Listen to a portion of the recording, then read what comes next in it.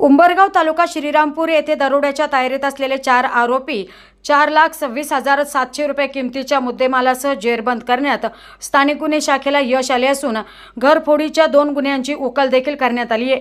या संदर्भात पोलीस निरीक्षक दिनेश आहेर यांनी अधिक माहिती दिली।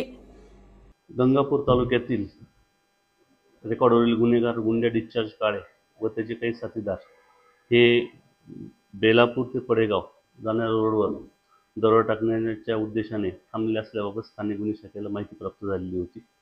त्याप्रमाणे स्थानिक गुन्हे शाखेचे PSI गोरे व स्टाफ यांना कारवाई कामी नेमण्यात आलेलं होतं। स्टाफने आपल्या कर्मचाऱ्यांसह जाऊन तेथे गेले असता त्यांना मोटरसायकलवरती दोन मोटरसायकलवरती 6 इसम हे संशयास्पद दिसले।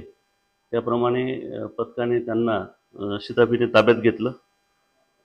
रेकॉर्डवरील गुन्हेगार गुंड्या डिस्चार्ज काळे याच्यासह त्याचे 4 साथीदारांना ताब्यात घेण्यामध्ये पथकाला यश आलेलं आहे व 2 इसम हे अंधाराचा फायदा घेऊन पळून गेलेले आहेत।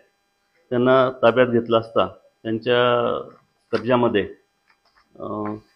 साधारण 1 तलवार, 1 एअर पिस्टल, चाकू, मिरचीपूड तसंच 31 ग्रॅम सोन्याचे दागिने हे मिळून आलेले आहेत। त्यांना सदर गुन्ह्याबाबत विचारपूस करता त्यांनी नेवासा आणि श्रीरामपूर शहर येथे 2 घरफोड्या केल्याची कबुली दिली आहे। साधारण 4,26,000 रुपयाचा मुद्देमाल त्यांच्याकडून हस्तगत करण्यात आलेला आहे। प्रतिनिधी स्वामी गोसावी, न्यूज 24 घडामोडी, अहमदनगर।